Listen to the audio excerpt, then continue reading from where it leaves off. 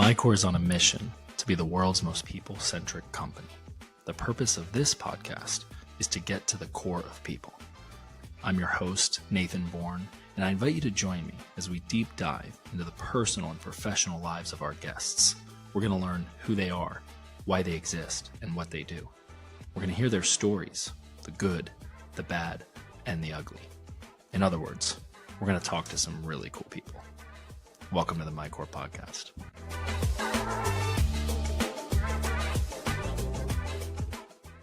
Hello. Welcome to the MyCORE podcast. This is your host, Nathan Bourne. And today I am sitting here with the one and only Joseph Connell, at Joseph Connell. We got kind of the same thing going on where you call me Nate, but I go by Nathan, and I call you Joe, but you go by Joseph. So just don't call me late to dinner, right? I'm pumped for this episode. I'm pumped to be in your studio, to be sitting across the table from you and having this conversation, convo number 025. So this is the 25th episode that I have done of the MyCORE podcast. The first episode, convo number 001, was with you almost exactly a year ago. Actually, it probably was exactly a year ago. I looked on Spotify because it's a Spotify podcast. And don't worry about it. Yeah, don't worry about it. Like, talk to Joe Rogan. Like, we're good. And wait, I got to get this. And June 14th of last year, 2024. So just a trip around the sun, we published that first episode. And I want to talk about that because that was a moment, like a lot of moments in life, that you just do it. And that can be a tipping point, a domino fall into like a whole new trajectory. But first, I thought I'd let you say hello to everyone. What's going on, everybody? I'm excited just for the progression of what you've done over the last year. I think it was getting into the process of creating content. It's not for the faint of heart. There's a lot of self-limiting beliefs that I think happen. There's external beliefs, whether that's friends, family, neighbors around you that I think halt people from getting started.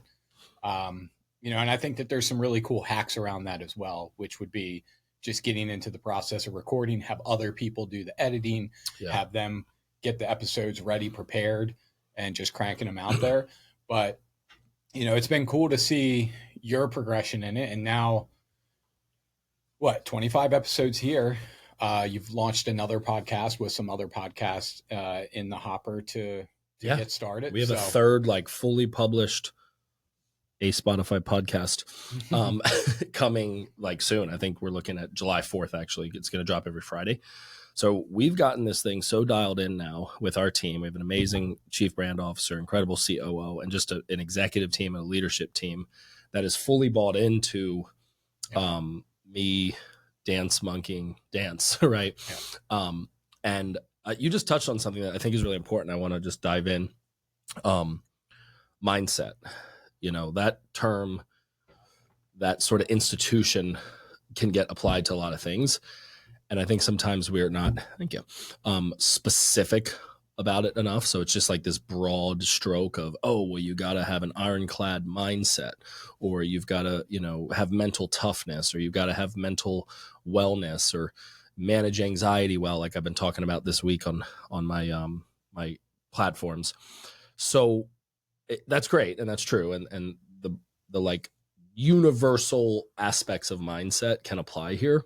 Mm-hmm. But I think there's a very specific type of mindset and set of thinking, like school of thought, that goes into this realm of content creation, showing up online. And I'd love to almost share with everyone my journey of how I got over myself, honestly, just being real. And then also give yourself a little bit of grace in one of two ways. So this is going to be a low-key flex, but then it's also going to show you that no matter what your background is or your experience, it's perfectly normal that you're terrified to do it. And you're probably not saying that you're terrified to do it. I certainly wasn't. I was making up every excuse under the sun. And I think some of the probably big ones are time, energy, maybe even money. You don't have the equipment, or you don't have the capacity to stop doing the thing that makes your business money currently.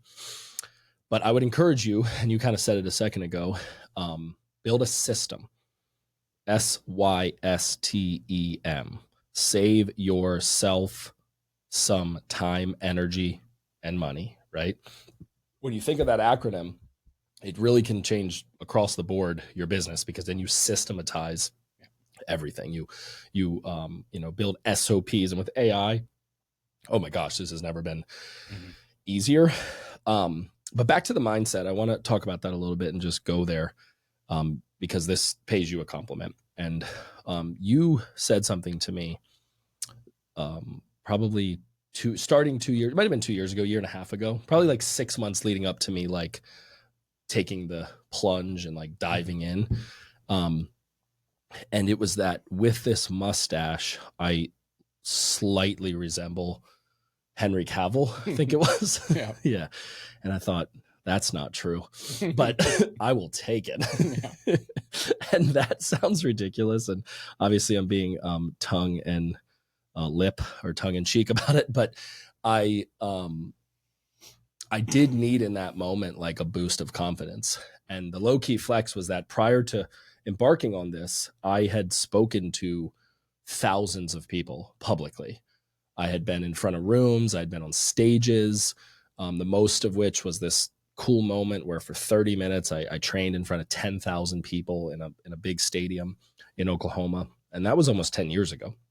Well, the game has clearly changed, right? And public speaking and keynoting is awesome. That's part of what I do. But making that shift into just like sitting in front of a camera or setting up this equipment and having a conversation, that was really, really hard.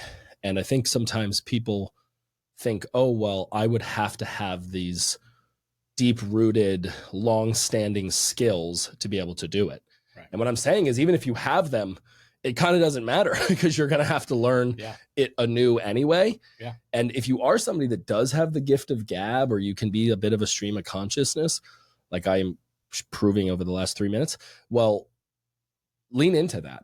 And if you're not, and you're like a little bit awkward, well, lean into that too. And I think that you'd probably agree that like whatever you are, whoever you are, lead with that. Like lead with who you are. Just start capturing it on camera in short forms and publish that shit. So I would love to hear your take on that. And we can kind of use this interaction as a subject matter instead of it being just generalities. Yeah. So, I mean, the whole game of attention has completely changed. And we've seen that over the last 4 years, not just with TikTok blowing up and becoming the platform that it is, short form content becoming what it is. And now every platform has their version of TikTok, right? Between Instagram, Facebook, YouTube Shorts, LinkedIn has features. All of them have gone this video route. And if we go outside of that short form content and then we go into long form, which would be podcasts, like this last election cycle was driven by podcast. If you were a political candidate and you were trying to go on CNN, MSNBC, Fox News, any of these platforms, you double dumb. Oh yeah, you were getting left in the dust. I think one of the biggest blunders of Kamala's campaign was not going on Joe Rogan, right? Not being authentic, right? Not allowing for an authentic conversation, because that is what people want now. They want authentic. They want real. There's a reason why you can take a single mother of 10 who does a video on TikTok and it blows up and then people get interested. Yeah. And it's because she's authentically her. That's what people are signing up for. They want to see the real you. And in the case of business, sometimes that's the good, the bad, the ugly. Right. They want to see you go through the growth. They want to see where you end up later. And what's even crazier is this idea that the people that are going to root for you the most are the people that you don't know, that you'll never meet. Right. Unless they come out to the Core Collective. Right. Little plug there. Unless they come out to events that you're going to put on. Right. A meet and greet, things like that. But people, they want that authentic person in real time, which is why, like, by the way, I just have to say this, because I think sometimes when we talk about authenticity, it implies that it's going to be like raw or unfiltered or uncut.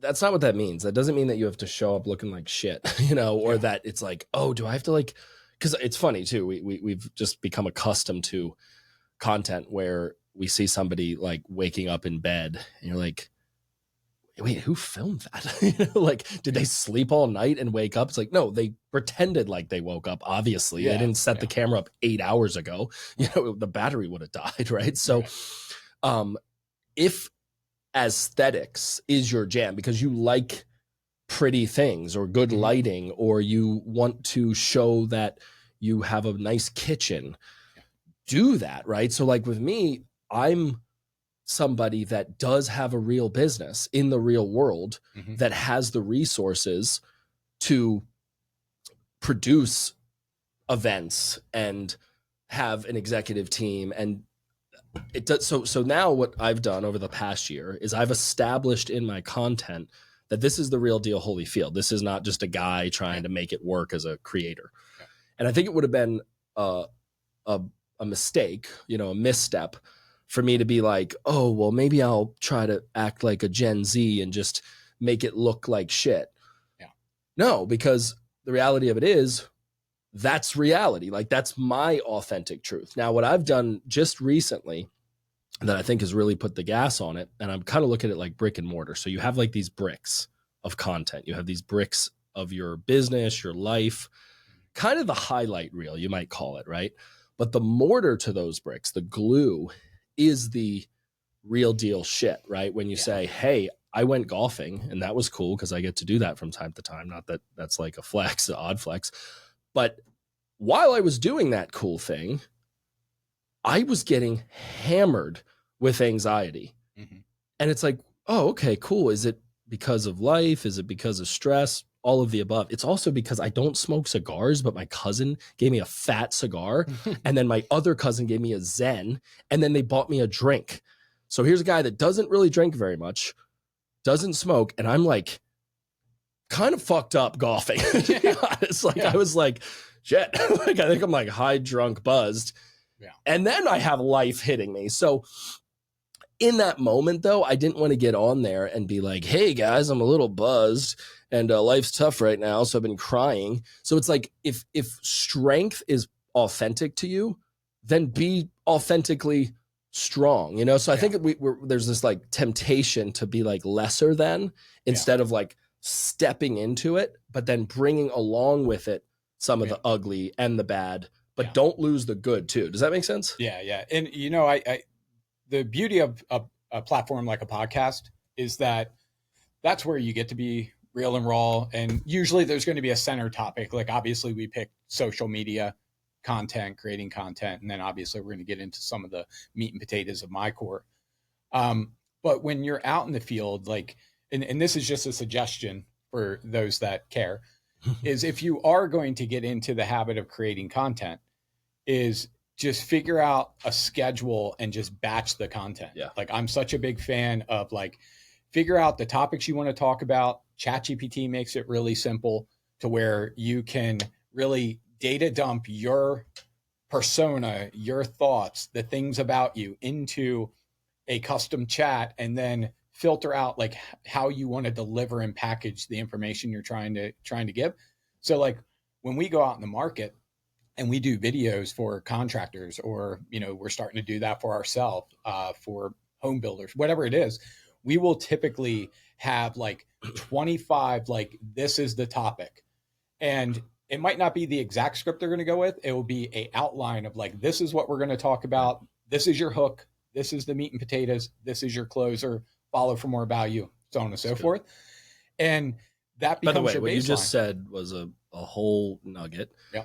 And I'm going to make another shameless plug for the Core Collective, because in the fall, it's the last couple days of September, the first couple days of October this year in Eugene, Oregon, we are putting on an amazing event. It's called the Core Collective. It's presented by MyCORE, but it's not a MyCORE event. It's an event that can help you build smarter, lead stronger, and scale faster. A high impact conference built for entrepreneurs, teams, and change makers ready to scale with strategy, not guesswork. Oh, what's that say? Save my spot. Click on that. Get your ticket. Okay, let's go. But you and I are going to, during one of the segments, one of the sessions, I'm going to go here to the track. I know that for the podcast, the cameras might not be picking this up, but there are 3 power levers every business must get right, every business leader. Number 1 is leadership. Everything rises and falls on it. Says John C. Maxwell. If you're not constantly developing as a leader, you are way behind. Even if you're God's gift to content, but you're not developing your leadership skills, you're screwing up. Number 2 is people ops, and number 3 is high impact marketing. So what you just said there about a hook, and then a few moments of meat on the bones, and then a call to action, or a like crescendo or conclusion, or just kind of like ending on a high note, that takes time to build that skill. And having that framework and getting in environments like we'll cover from the stage at the Core Collective event is really, really valuable, because you're in the moment and then you get that nugget and you go, wait, I can do that. I can do that. And like anything, you got to put the reps in. You get gooder and gooder and gooder. So I was just up in New York City recording conversation number 024 with Ryan Shank. And he's like on the grind, right? He's building this awesome company. It's New York. The progression of his content, by the way, it's been getting better and better and better. Right. Because he's, and that's how it goes. I mean, you only get good by doing it. It's the only way. And I believe that's for everything in life. I mean, unless like you're Nathan Bourne and you're born to wrestle, like, you know, all of this is a skill set that's easily learned. Sales can be easily learned. Creating content can be learned. Like all of it can be learned. And you need guidance too. You need like people to check in with. So what happened was I've been creating it, having a pretty good consistency, posting every couple days, like consistent, right? Where it was like, okay, this is happening. This person does this. Well, you and I hung out. We got in the hot tub, just like 2 dudes in a hot tub. That's normal, right? It's normal. Yeah, it's normal. I think we're eating pizza in a hot tub. And you inspired me before I went to New York. Based on what you were just saying, I just wanted to pluck that out a little bit. And you were like, just batch it, dude. Just like start creating content and then later you can post it. And that like triggered something in me, because I think I had this interesting thinking where I was like, oh, but I have to post it while I'm in New York.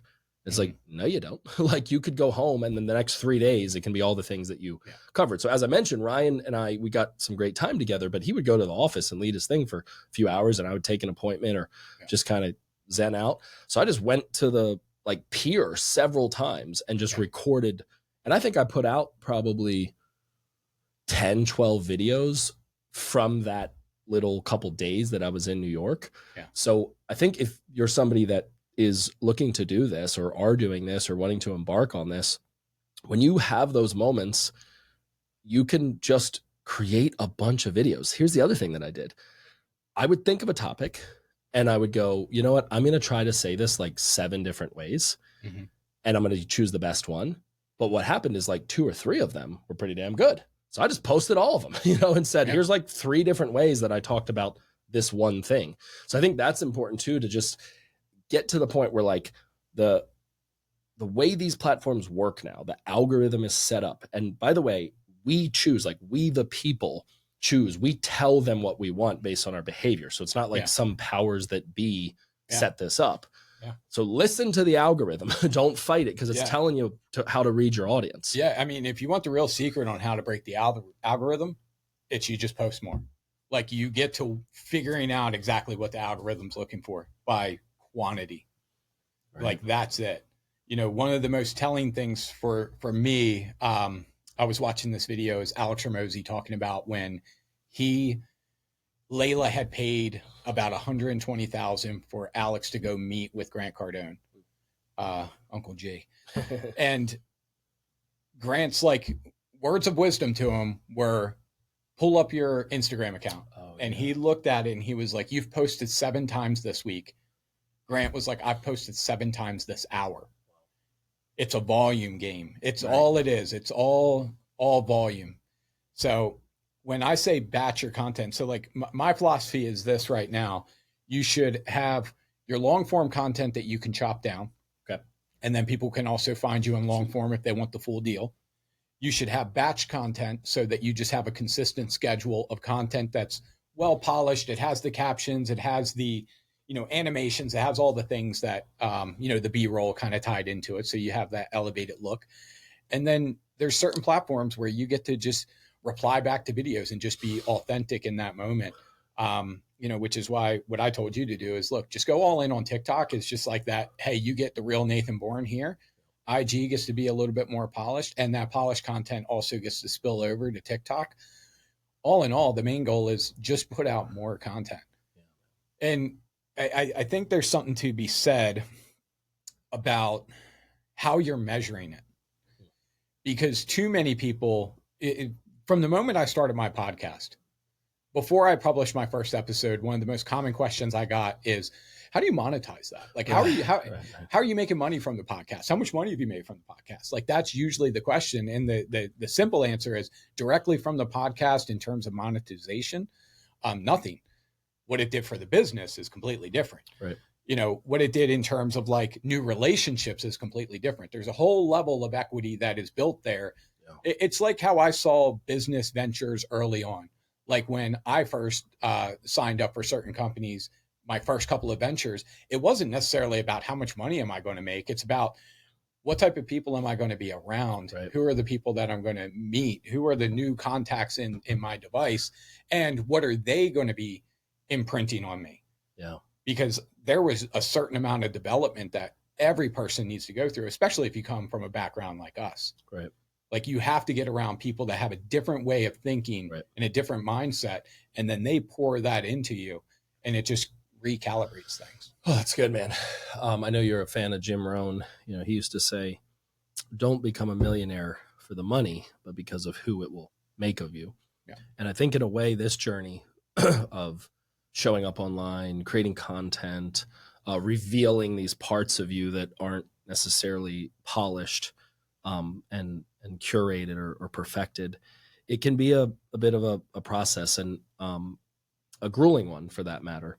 But I think the juice is worth the squeeze. Like for me, I used to really struggle with posting videos that I didn't look my best in. Like it just didn't have like, I don't know, like my hair wasn't right. I mean, this is embarrassing, but I'm just keeping it real. Like I have jawline that from a certain angle, I'm like, yo, like I'm holding on to this as long as I can. I'm not trying to get that 40-year-old neck. And now I'm like, fuck it. You know what I mean? The fuck's that supposed to mean? Right. Yeah, I guess that's fucked up. Happy birthday. Yeah, we had a great time celebrating Joe's 40th birthday.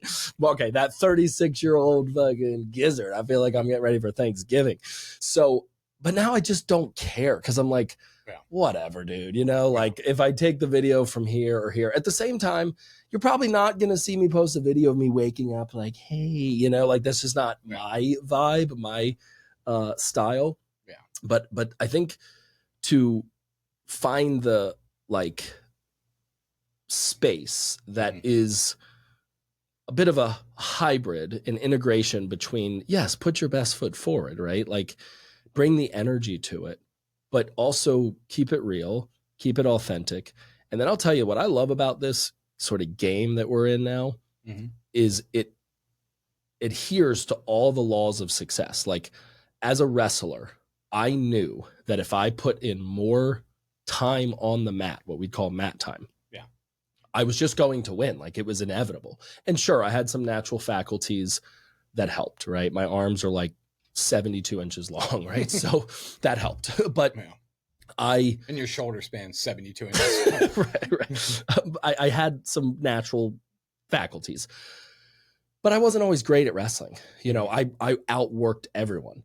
So I got pumped after I kind of ripped off the Band-Aid a year ago when we did that episode, because I was like, oh, I can do this. Like I can do this and do it right and do it big and crush it.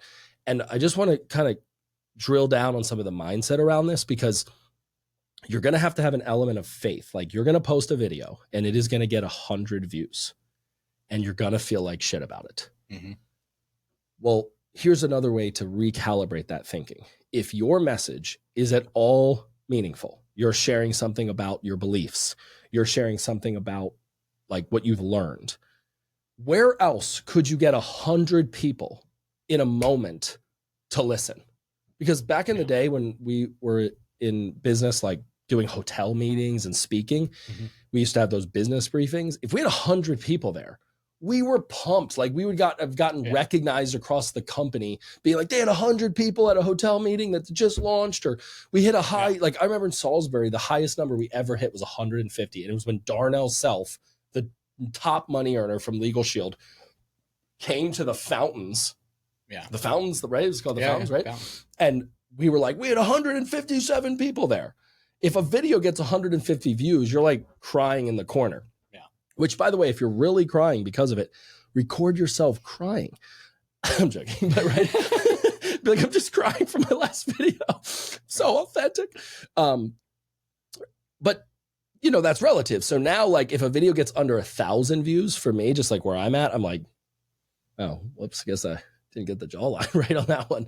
But that's still like 847 people heard you, saw you, got imprinted with your brand, your personal brand. And that's so valuable. So I think we have to like govern and like regulate a little bit the expectations around virality and, you know, blowing up on social media. Like, I'm not saying don't worry about that and don't not have a goal for that, because I have really clear goals. Like by this event, my goal is to have 100,000 followers. My goal is to have then 1 million followers by the end of 2026. And then I started looking, and this is just me putting out to the world. I went, you know what? Alex Hormozi only has 3.7 million on Instagram. I'm like, brah, like I got this. Cody Sanchez, who I met in New York, the BFE part, it's not a big deal, guys, chill. Like 2.5 million. I'm like, you know what? Why can't somebody that's bringing actual value in thought leadership, in like content creation that isn't like the Kardashians or just like some like movie star have 10 million followers? I don't know. Maybe Gary Vee does, but that's like a big, hairy, audacious goal for me now, is to get to 10 million. So even if you're thinking big, and that might sound crazy to you, you still have to have a regulated mindset around the one that does 842. So I'm curious your take on that, because you're like a really good student and teacher of this space. Yeah. So my thoughts are, like, if we go back to when I read you your rights, right? In another time I was doing drugs. In Minnesota, when I hurt my back and they gave me the gummy. When I read you your rights in Minnesota, it was basically like, you can't be the world's most people-centric company and only deliver a message to 40 people. Like, you have to create content, because being the most people-centric company, it doesn't mean that all these people are going to be, at, with, and for MyCORE. Right. But they've got to at least be exposed to information. The only way you can do that is, I mean, you could go the traditional route. We can pay a lot for ads. We can do TV. We can do radio. We could do all these things. Or we could just use those free platforms that everybody's freaking using. And when you look like Henry Cavill, we're doing this again. you know, that does was a couple help. Years ago. But I think above and beyond that, you know, I watched with frustration for 5-6 months when I joined up with you in MyCORE. And I'm like, dude, I see you on like 3-4 calls a week, dropping fucking bombs to, 40 people. Like, you are the content. That's it. Just turn on the fucking camera and just start recording, because you're giving real valuable information to people. And I know that because there's 40 people at that time that would show up religiously just to hear, like, your thoughts around a specific topic. So it was very worth it to just go all in on it. And the only way you get to that bigger goal, which is the world's most people-centric company, is through the exposure. That's good, man. And again, I want to thank you, because part of this episode is... I guess one other thing I want to say, and this is something I learned from Grant. I can't remember his specific mission statement, but when you go into his environment, you go into his culture, and if you've never been to a Grant Cardone, like, at his facility, I recommend everybody, including you, go to one of them just to experience like what it's like in that culture, because everybody is for GC in that building. And not only are they for him, but they are all for the mission, which is basically, his mission is he wants to impact 8 billion people, whatever the amount of people we have in this world. And everything he does supports that mission. Everything, every ounce of that was content. So smart of you. You're a smart guy, man. That was really smart of you to, I say this a lot, like, I don't wish me upon lot of people, because I'm kind of a force of nature. And with that comes like roof getting ripped off a house or, like I can be sometimes a lot, but certain people that are true confidants and can kind of like harness me. And you're one of those few people. You know who else is like that is Ned, who came to MyCORE and is now our president because of content. And it goes back to what you're saying, which is that it's not all the quantity or the blow up or the following. It's actually not even the followers anymore. It's really about the content itself, like that piece. It's almost like the little craze there that they were having with the NFTs. Yeah. You're kind of creating your own like NFT. And if you were to quantify that and say, well, this video led to that, cha-ching, cha-ching, cha-ching. Like how much value can a person or a connection or a relationship bring the business? That's nuts when you look at that. Yeah, and I think you'll appreciate this, having such a strong background in the network marketing scene, is that you never knew which recruit would then lead to that friend, that links cousin, and leaders. Yeah, that would link to that one person that was just like an explosion in your business. And I think content's like that. I really feel like it is almost like a scratch off ticket, every piece of content you put out there, or it's a lottery ticket, because you don't know but let me say it this way. If you have a goal of being at 10,000 followers in the next 90 days, I know that you're already thinking, what is the activity that's going to go with that? Right. It's not going to be one video a day. It might not be 3 videos a day. It might be, I've got to do 10 videos consistently a day. I've been thinking about this because I'm about to lock in, and I'm getting this new studio down in Jacksonville, moving into the bigger space. And I'm like, you know what if I did 10 videos a day for 100 days? That's 1,000 videos. Yeah. I'm like, there's about 100 days between now and this event. I'm like, what would happen if I produced 1,000 videos in 100 days, like, and then not to mention put the call to actions. Like this room holds up to 1,200 people. We're expecting 300, but we could have 500. People could literally go, I'm going to that event. Why would I not go to that event? It's going to be stacked with all these speakers and all these leaders and all these, contacts. So you did something with me to just kind of close the loop on that thought, which was you connected this activity to the bigger picture and to the North Star and to the mission of the company. And you know how passionate I am about our values and our mission. And I think I just needed to like have this linchpin pulled, this domino tipped, where it was like, Nathan, if MyCORE's mission is to be the world's most people-centric company, to just drive home the point you were making, how could we possibly do that unless we are everywhere that you turn, right? And connecting with people like in the palm of their hand and right there in front of their face. And that just like unlocked something for me. So for our listeners, like if there's something in your life, maybe you've not crystallized it and trademarked it as an official, mission of your company. Maybe you don't even have a company, but you go, well, I feel like I'm on this planet to show that being a mom matters and that it matters significantly. Well, tie your content to that mission, to those values, and connect it to who you are and why you exist. And you will unlock this reservoir, this well of energy to do it, to where you really are just like, it's my purpose for doing this. Like I need to do this. And you'll get over all the bullshit. And this is particularly for like the millennials out there. I know that we're like the OG social medias, that we got Facebook because we went to college. Get over yourself. You're not freaking 100 years old, like, oh, that's for the youngins. Bullshit. Just because you weren't born with a device in your hand or you played kick the can, you can still learn this. I love what Tony, our COO, says about boomers. It's kind of harsh. He's like, at this point, if you're bad at technology, you're not bad at technology. You're just bad at life. And here's the deal. If you're in business and you're bad at content and media and social media, you're just a bad business person. No one gives a shit that you can put floors in or that you can sell stuff. This is the new world of work. And if you don't understand that, you're totally missing it, which is fine, whatever. Like maybe it's not for you. Keep supplying the demand. But something clicked for me that I went like, damn, you're right. Like there's no excuse. Yeah. because, you know, in the marketing career, what we do, I mean, we work with local to mid-sized companies. So there's this one like perception, because I want to speak to that because you spoke on contractors, is when it comes to content, like oftentimes a local to mid-sized company might say, well, if I make this piece of content, it goes out on TikTok and it blows up in California or like across the country. And all these people who aren't local to my market are not, you know, aren't the ones, they weren't the 100,000 views the video got. Here's the thing. If you get known nationally, local becomes real fucking easy. Right. Like that's the bottom line. Like if you are like the roofing contractor that just gets known for being a great roofer across the country, or just has great quality content, the right people locally are going to see that.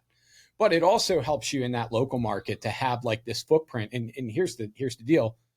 Most of your competition is not doing content. Right.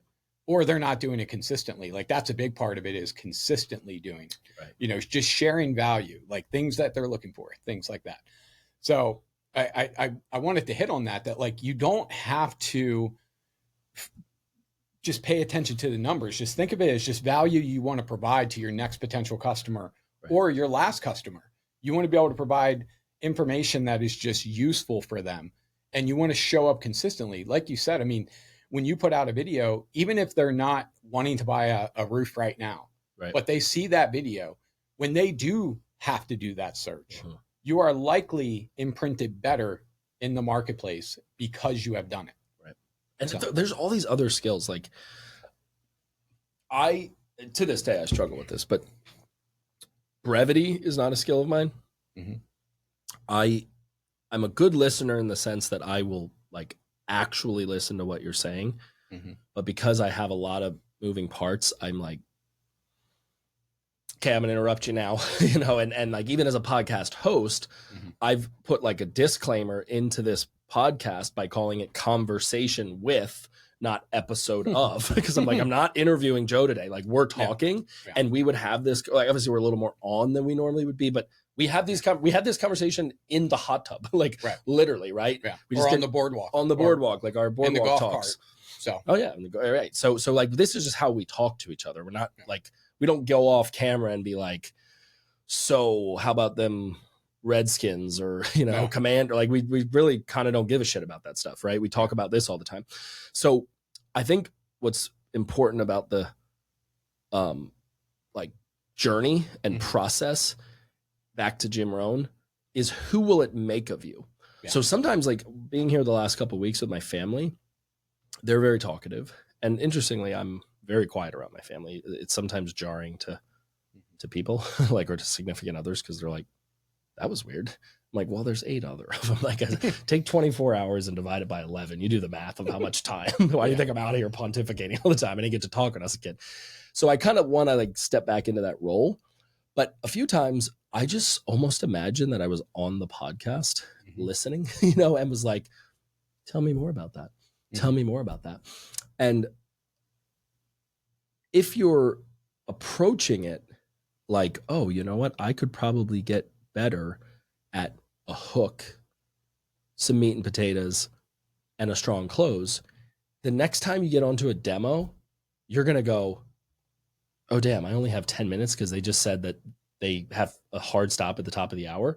And you'll harness that skill that you learned from putting out all those videos, and you'll close the damn deal because you'll go, wow, I kind of approached that like I was just doing a video. So that's where I think, like, if you really embrace the process of it and who it makes of you, then doing it becomes less about the outcome and the output and more about the input. And I think that's where the magic is. Would you agree? Yeah, I would. I also think, you know, when you lock into a goal, so let's say your goal is, okay, I want to make 100 videos, or for 100 days, I'm going to make 10 videos a day. I want to make 1,000 videos.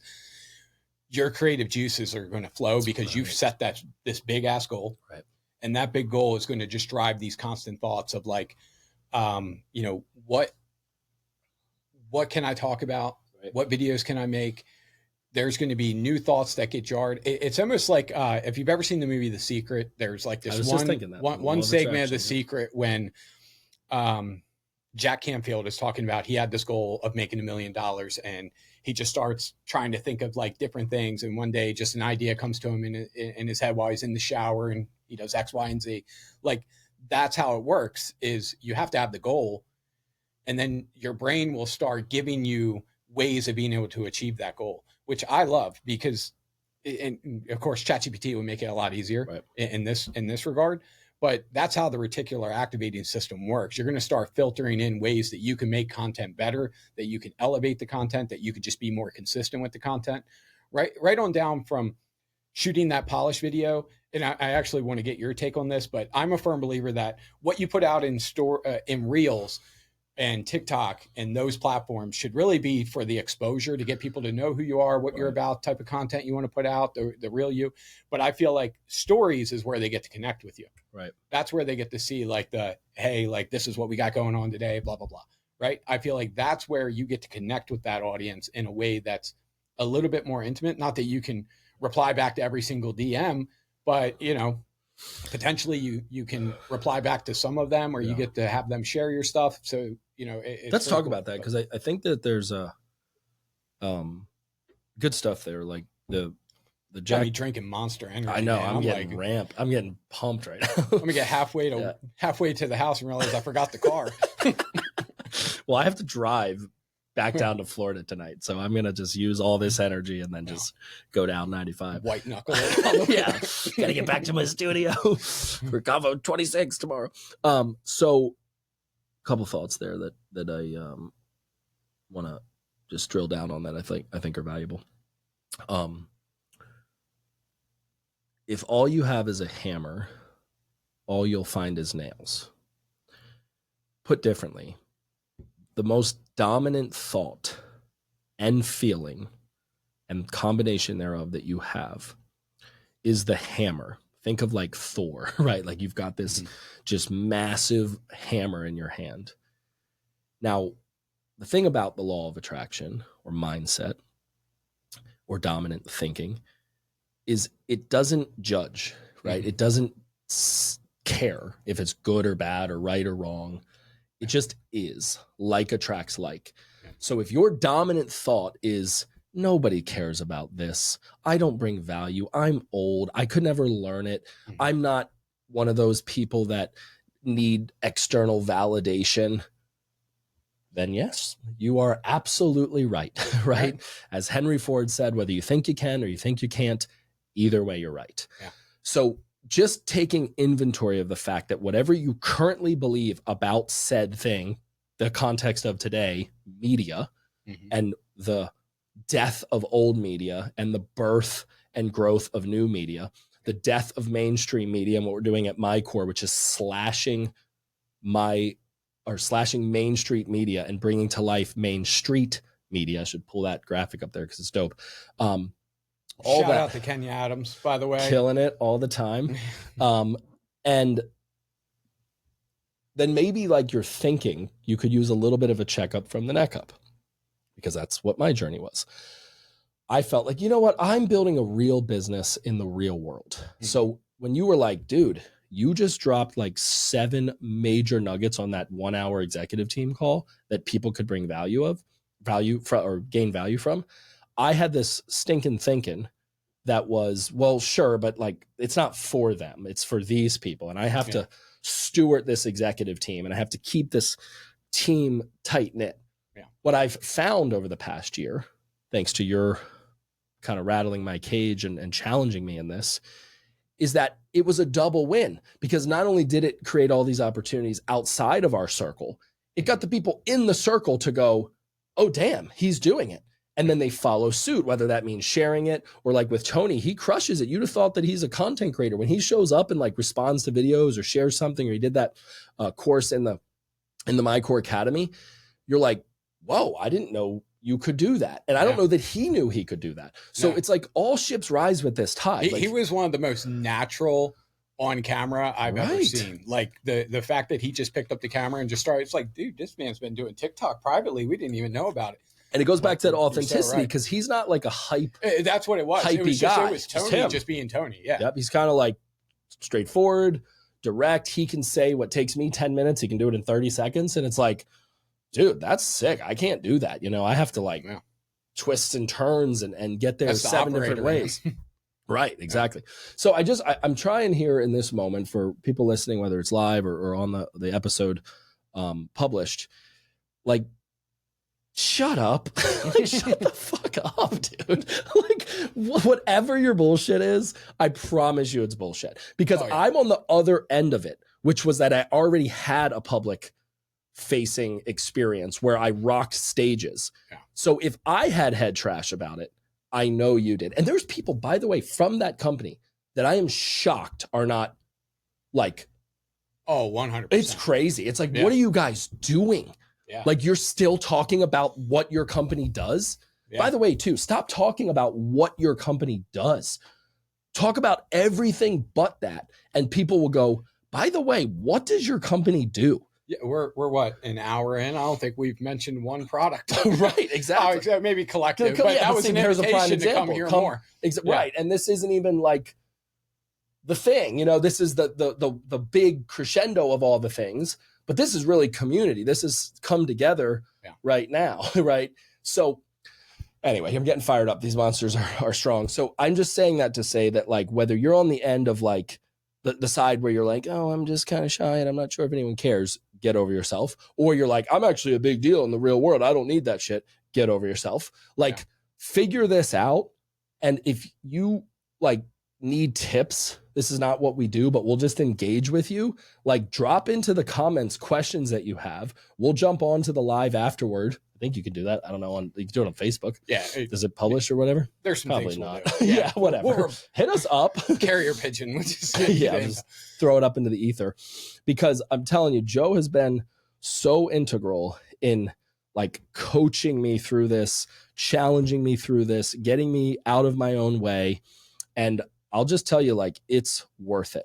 Now, like anything, there's an underbelly, and you have to build like proper thinking around it so that you don't get like jarred and scarred by negative people or the people around you. You mentioned something really crucial earlier, which is from Think and Grow Rich. The number one reason why people fail is because they listen to their friends family, and neighbors. Well, I want to take this one step further.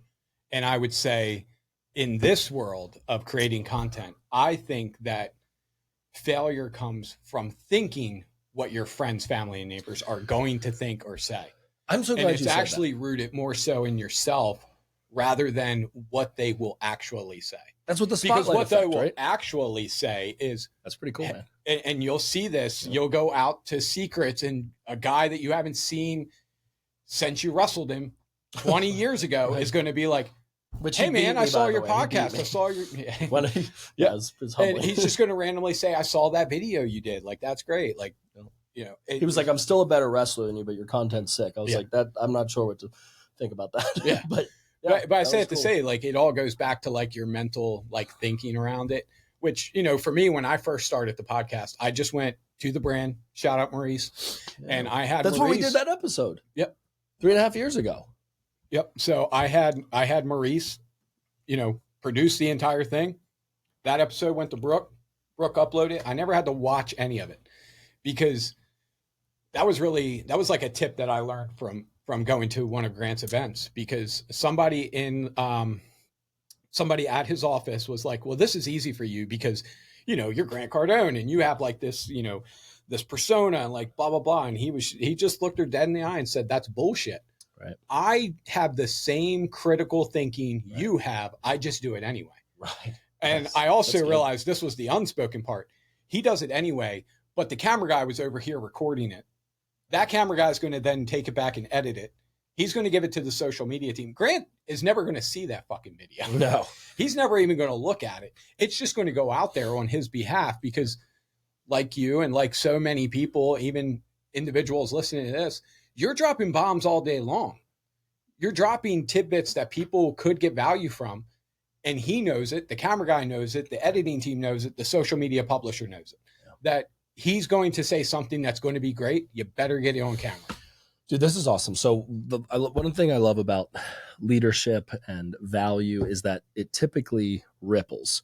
So the things that you're pouring into me, I am finding opportunities to pour into other people, right? So I don't claim to like I'm not an oracle. I don't like conjure this stuff up, right? I'm somebody that surrounds myself with great people, and I can synthesize, sort of thin slice, and then make it my own and kind of put it into like my own style.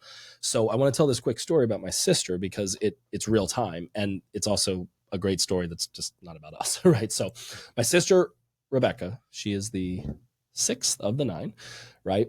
I put a post out the other day about anxiety because, as I mentioned earlier, I am and do and was and probably always will struggle with it in some form or fashion. And I thought, you know what? I'm just going to like talk about this.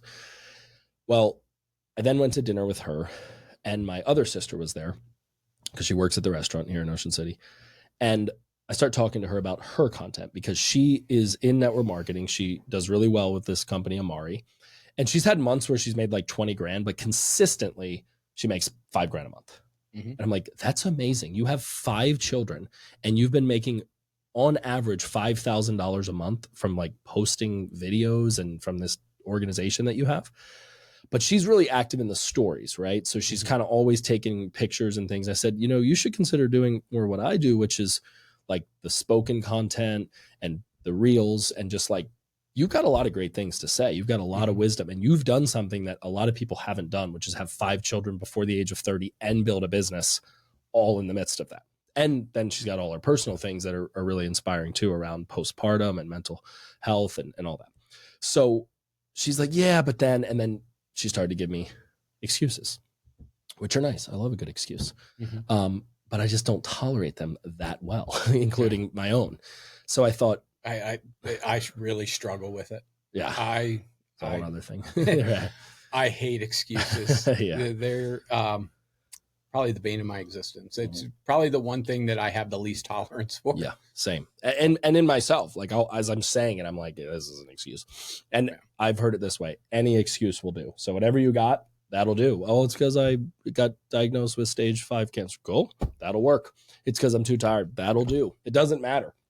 But anyway, so she says to me, well, you know, it's time and I'm not really sure and blah, blah. And I'm like, wait, what? And she's like, well, you know, with editing it, I'm like, no, I don't think you understand. Hold on a second. And I go out to my car and I get this microphone, which looks like it's about to die. And I tee it up real quick in the middle of the restaurant. And I just parlayed off of the content that I had. And I said, hey, I'm with my sister, Becca. Some of you have probably seen this. If not, go look on the gram. And I hand her the microphone. One take, impromptu. And she drops bombs. She's like, the only way, what'd she say? The only way out is through, right? She talks about like rattles off these things that you need to do to manage your anxiety. And that video did pretty well, like 4,000 views. I'm like, see, Becca, it's that easy. The next day, which was yesterday, she texts me and says, hey, like I did it. I just went ahead and just posted a video. It took me like 2 minutes on TikTok. Take a look at it. I go look at it, and at that time it had 34,000 views, and it was like 5 minutes after she posted it. Brooke, can you look up that video to see where it's at now? Rebecca Cherry. Yeah. So the reason, so while she looks that up, so hey Brooke, hit that camera for me. Hi. So one of the reasons why I love that, and I say, you know, it's like a scratch off. Like I've seen it time and time again through different accounts, through different people that I've consulted with or coached through, making content, whether it's long form or short form, is like I've seen videos out of nowhere just get 100,000 views, get 200,000 views, get 500,000 views, get a million plus views. There's one gentleman, I talk about him often just because I think it's like the best case of like, you don't need to be a pro at this, was a gentleman that's in his 60s talking about Oak Island. Yeah, he's talking about Oak Island. He came to our studio. He wanted to start a podcast. We did one episode of the podcast. We chopped that podcast episode up. The 3rd or 4th video we posted got 1 million views. He went from zero knowledge of TikTok to 1 million views. He's sitting now, I think, about 15,000 followers. But what's the most impressive part about that isn't that 1 million view video. It was what happened after that video. Because when that first happened, he got about 3,000 followers roughly. He got enough to be able to like go live essentially. Wow. So it's at 100, this just in, 134.3 thousand views in the last 24 hours. But here's what I think is impressive. Can you see how many likes it has? Yeah. So it was the activity after the fact. So this gentleman says, "Well, I'm getting all these views, but I don't know what to do with this. I don't have." He didn't even have Tic Tac, as you call it. Got a Tic Tac. Yeah, like 4 or 5 times. I'm sorry. This is Brooke. Brooke's out in the field. Brooke, can you hear us? I know it's raining there. How many likes? How many comments? How many share? Okay, so 10,700 likes. And if you could check into how many comments. Yeah, you're saying. So this would be a good bridge here, by the way, is what I told him to do, what I advised him on. He came in and was like, "Hey, when should we do our next podcast?" I don't want you to do that. What I want you to do is I want you to go to that video and all the comments you were getting, which was thousands of comments he was getting. I want you to go to that first comment, the first one that catches your attention. I want you to make a video responding back to that comment. Oh, so this is good because I want to know about like, the comments. Brooke, Brooke, is that you? Can you hear us? 1,280 comments. So Rebecca texted so me. Brooke, can you go to her page and then bring it to me real quick? So I had to coach him on how do you hit the button? Or first, how do you download Tic Tac? How do you get into it? How do you find the actual video itself? So I'm actually going to go into her video. I'm going to go to a comment. So what she said to me, she said, I started recording because it was like 100 comments. She's like, responding to him. So I can't respond to all these. I'm like, I know, right? Like there's 1,000 of them. How could you? Yeah. So what's cool is she's starting to reply back to these comments. Right. So that was step one, reply to the comments. Yeah. Good, bad, or ugly. Like reply to your comments. Thanks. But then some of these are going to be a great opportunity for you to actually make a video to that comment, making a whole new video. Yep. And I believe, we need to tell her that. Like, here's my belief in that is that it's going to, one, it's going to make your audience feel more connected anyway, because you're engaging with them in the comment. Like there's something about your audience seeing their name show up on a video that I think does something to them, but it just gives you more content to be able to talk about, because if people are saying something or they're asking a question, it's because they want more information. Right. So give them what they want. Right. Give them more information. Don't just reply back. Use that as an opportunity to make another video. So what he did when I showed him how to do it, I was like, yeah, I would just go in and reply back to on the TikTok, one or two of these videos. He went back to his house after, an hour of showing him how to do it 4 or 5 times. He went back to his house. That next day, he posted like 10 reply videos. Oh, that's smart. And then he kept doing it. And not only was that one video still climbing, but his videos that he would post by himself in his house, they were getting 200,000 views, 300,000 views, 40,000 views. Every video he posts now gets 20, 30, 40,000 views, which is impressive for a guy that has no clue what he's doing. And I've seen the guy, bless his heart, but he's not who you would think would be doing the deal. Yeah.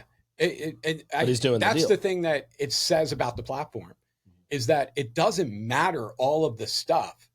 What matters is that you're consistent. That should be the prime example of, you never know like what knowledge that some other people want to know. Right. It could be about cats. Right. Right. It could be about, Gary Vee, I think really perfected this stuff, but he would talk about like anything. Like if you like worms, you can literally make content about worms and worm farms. Like got worms. He talks about it got worms. He talks about it in one of his books. Like, it doesn't matter. There's people out there that care about worms. Right. They want to know like how good they are for agriculture, right. how good they are fishing. For fishing, yeah. Whatever. So like I say it to say that everybody, there's an audience for everybody. Right. And I think that such good tips in there and nuggets. So one thing I think we could spend a little bit of time on, and I know we're kind of around third base here, but the highs and the lows, right? So what's really important is to ride those waves properly. Mm-hmm. Because if Rebecca posts that and it just smacked, right? It hit the algorithm, it resonated. And also big thing here, I'm a big believer in R&D. So yeah, research and development. No. Rob and duplicate, right? So if you see something that's working, rob it and duplicate it and make it your own. So I thought, you know what? I'm going to do a guy's dad's version of the post, because the post, if you haven't seen it or looked it up, was essentially saying, hey, I'm not impressed by the 20-somethings in the gym for 2 hours. How about a mom in her 30s that has to like get in here for 27 minutes and get a workout in where my mom's at. And that's where the 1,200 views come in. And a great video for her, because that is essentially her audience that she wants to resonate with anyway. And that inspired me because I went, you know what? Yeah, like I'm not trying to connect. I mean, I don't mind if a 25-year-old that's, you know, a young entrepreneur or a young dad or something connects with me. That's fine. But I'm like, if you're in your 30s, like I'm your guy, right? Because I know what it's like. I have 4 children. I lead a large team. It's freaking brutal, right? So I thought, you know what? I'm just going to like copy and paste and then switch a few things. And I did. Yeah. Well, I don't know, it has like 100 views. I think that's where that conversation earlier came from. But it doesn't matter, because the point is like you're supporting each other. You're saying like, hey, you're killing it right now. Yeah. I heard it this way. Don't get mad if God blesses your neighbor. It just means he's in the neighborhood. Right? So like, I like that good. So it's like, you got to celebrate each other.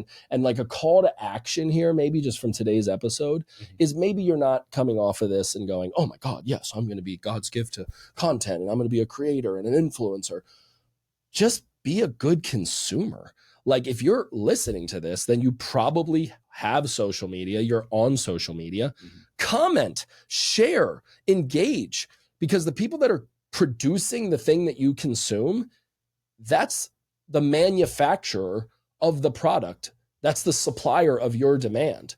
And then if you do know people like the guy we ran into at Secrets or my buddy that kicked my ass 5 times in high school, he encouraged me. And that was awesome. He was like, dude, I almost reached out to you because I just went to this leadership thing and it was like totally the stuff you talk about and it was up your alley and it was about faith and business. And I was like, dude, that's awesome. I can't believe you're thinking about me, because I think about how you beat me every day. So, but just meaning like be an active participant in this and not just doom scrolling through it. Like there are people that are really like need your support. And I think that that's important sometimes to just like drop somebody a message and be like, hey, love your content. And a lot of times you don't realize how many people actually feel that way, but don't say anything. Yeah. And it's like, let's all work together here, because some of us are going to be producers in this. Some of us are going to be consumers. There's plenty to go around. Yeah. And I think we need to like approach this space more, I don't know, like constructively than it being like this kind of thing over there. It's pretty integrated into our lives now. Yeah. People aren't watching TV. I mean, they're consuming content in the palm of their hand 8 hours a day, more than they're sleeping. Yeah. So, you know, one action step I want to give. So like, if you've been watching this episode and you're like, you know what, I have been thinking about just getting started. Yeah, you're a pro at this part. Give us like the what to do. Yeah. So like my initial, you just get started, like hit record and just upload it. And if you need a workout partner, like I'm willing to bet, you know, especially if you're a professional, if you're a real estate agent, if you're a car sales guy, if you're, you know, whatever you do, just go to somebody on your team or go to your best friend, go to somebody else that you think would align with that same, like, hey, let's create our online presence, get a workout partner. Even if you have to have them record it and publish it for you on your behalf, just do it. Just get started. But if you do listen to this episode and you're like, you know what, I am going to shoot that first video, I'm going to publish it, send it to me in Instagram at Joseph Connell Jr. Because I want to see it. I want to see that you took action on the information and just upload it. That's great. Because I'd be curious to see you go through that progression. And what's crazy is, especially if you become one of those cases where, like my sister, Tiffany, the very first video she ever posted on TikTok did like 2.5 million views. And she's sitting now at like 200,000 followers. So I say that to say that it's that crazy. Yeah. Like 200,000 followers, like that's all of CNN's viewership last year. I just got what you said. I was like, wait, what? That's funny, man. I know that is a dying breed. That's good stuff, man. And you know, one thing that's always helped me in just kind of the law of averages is a deck of cards. So every deck of cards has 4 aces. I used to do this training where I'd grab a deck of cards and I would flip over the cards and I would say, look, if you shuffle these, you might land an ace on the first one. You just may, right? There's a probability of that, not a very high one, but it could happen. But that might mean that you go through 27 more cards until you hit the next one. Yeah. So that could be 27 months, 27 videos, like you fill in the blank. But the important part, I think, and this is where you got to dig into like your who and your why. Like, who am I and who am I impacting with this message?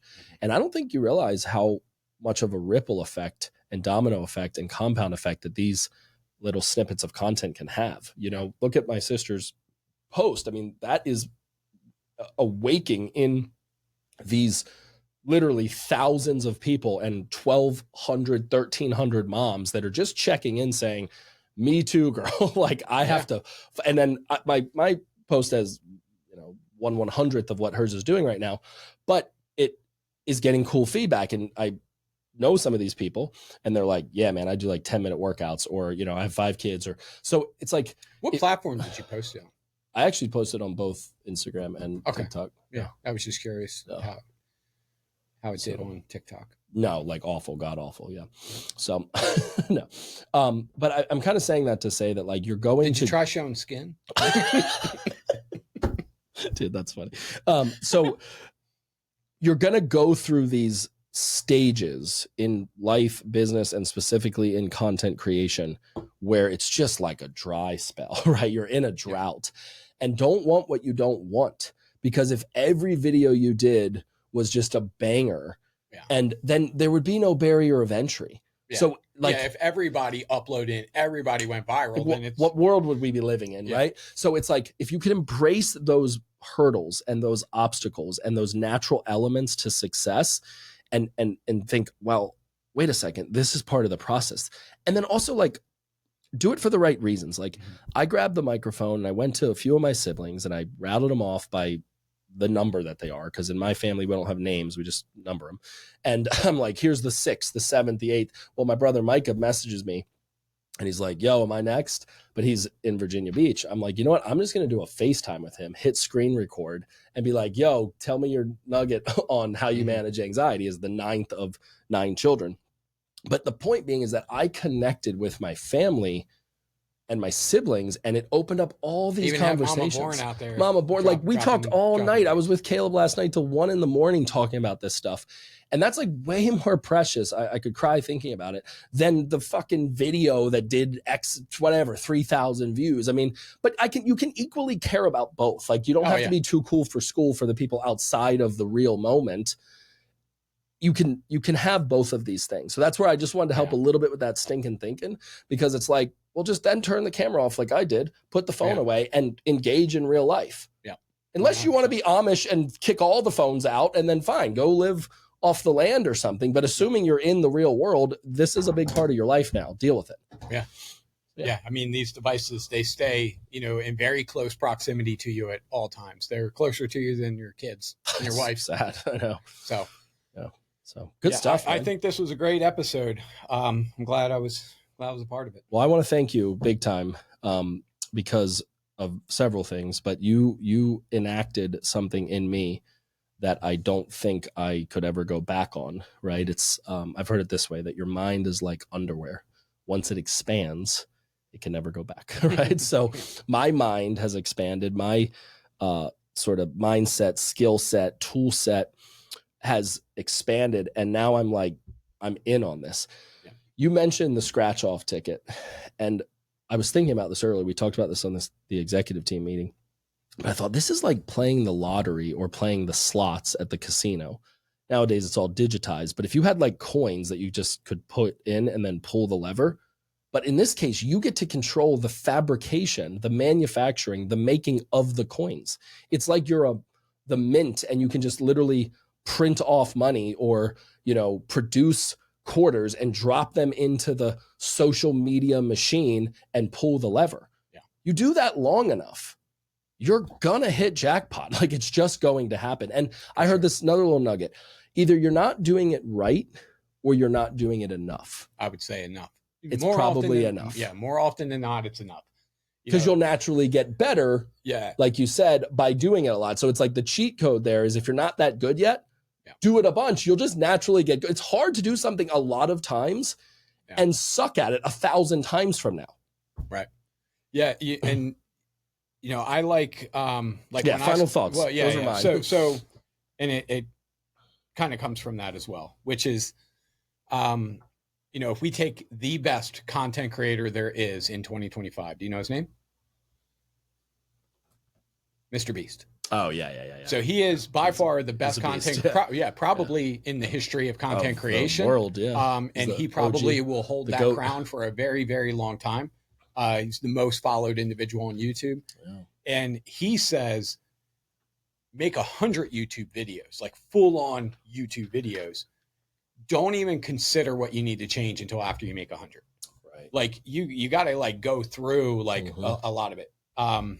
I like how Hermosi talked about podcasting. He said when he committed to a podcast, he said, I'm giving it 5 years, 5 years of the podcast platform. Because if you go into it like, oh, I'm just going to get started and I'm going to try to do this once a week. No, but assign a commitment to it. Real time, that's helpful for me because hitting this 1 year anniversary with it, the big thing was the 21 episodes, right? That percentage around how few people, like literally 1% of people even get to 21 episodes. Yeah. But then you have to renew that commitment, right? So now I'm like, okay, we'll do it in a linear time way, which is, all right, I just finished year 1. Well, I'm definitely not quitting before I hit the 2 year anniversary or the 3 year anniversary. Yeah. So I love the measuring what matters around this too. Like this is real deal business. This isn't play, like you can do it playfully. And if it's a passion that you're doing, awesome. Like do that. But if you want to take it to the next level, think about systems. And to that, if you're watching this particular podcast, right, you probably are in business. You're probably entrepreneurial. Exactly. You are probably here for hopefully this type of content. Come out to the Core Collective, damn it. Save your spot. Yeah. So, but yeah, I mean, I think if you can attach like a time limit to it. So what's going to be really cool over the next 100 days is that are we getting hung by the tongue right now? Yeah. Over those 100 days, you want to make 10 videos a day. What's going to be really cool is that you're going to be able to see at some point in there, like maybe it's only 8 videos. Right. Like when I hit the 8th video of the day, that's when it, it starts percolating. I don't know what happens. It's that 8th video, but it's going to be through that. I've seen it done this one way where getting into the process of making 10 videos, you're like 6, 7 videos in. And then at the 8th video, you're like, I don't even give a shit anymore. I'm just going to let it rip. Yep. 9th video, I'm just going to let it rip. 10th video, I'm just going to let it rip. And you're just going to be in such a flow. You might say, you know what? I'm still on a roll. I'm just going to hit record again. Right. I'm going to hit record again. I'm right in the platform. I'm going to hit record again. So going through that, it's going to be really cool to see, to measure it, to see like, okay, well, how many videos did I have to create on average per day to actually make an impact in terms of like the viewership? And then that becomes your threshold. That's helpful. Yeah, I had Tony do that. I actually had him go through all the analytics and I wanted to know like, how many followers do I have? How many do we have? Like all the things. And like on Instagram, I only have 2,800 followers, which is not impressive, but it's a baseline. It's a start. Yeah. And which one came first, the chicken or the egg, right? Did you have the followers and then create the content? Or did you create the content and then get the followers? Plus, it's not really about the followers. It's about that one person. I know this just sounds like a nice little altruistic thing to say, but if you have the mentality that one person's life is impacted, you can't even measure that, right? You don't know what that positive, uplifting, meaningful, vulnerable moment did for that person. And I'm not saying they're necessarily on the top of a bridge about to jump and right before they said goodbye, cruel world, they said one more scroll on Instagram. Just one more. That's horrible, right? Like, oh, I'm so ready. Oh man, never mind. I don't know, but the point being is like, you don't know how, look, life is hard, man. We're going through this together and we need to pull together. It shouldn't take a major event like September 11th or COVID-19 for people to be kind to one another and to get integrated in the fabric of each other's lives. Do you remember how we all would ask each other just 5 years ago, how you holding up? Mm-hmm. Why aren't we asking that anymore? Because everything's fucking fine in 2025, all is well in the world. We need to be asking each other, hey man, how you holding up? I had a friend. Getting better. Getting better. I had a friend today. I went to the gym before coming here and she was like, hey, how you doing? And it was kind of the general, like, how you doing? And I thought I could answer that normally. I said, not great. I was like, not super. I said, there's a lot of good things in my life, but there's a couple right now that not super great. And she was like, oh, well, I'll be praying for you. I was like, yeah, thank you. So it's like, if you're not doing that great, that's okay too, because you all get your turn, right? You get to kill it sometimes. You get to get killed sometimes by it. Yeah. So anyway, I just feel like if we can attach these meaningful like reasons, purposes, and identities behind the content, it's like people can feel that, right? And like Becca's posts, they feel that she is authentic in that, right? And the beauty of it is, she wasn't even her. It was just like her feet and her happy juice and like a quick little workout. And I think so many people can go, that's me, girl. Like I'm with you there. Yeah. So yeah, man, this was a killer episode. I'm glad we got to do this. There's a saying by Jim Rohn that I've always liked. All of us need each of us. Each of us need all of us. Let's end on that. Heck yeah, man. Appreciate you, bro. Peace.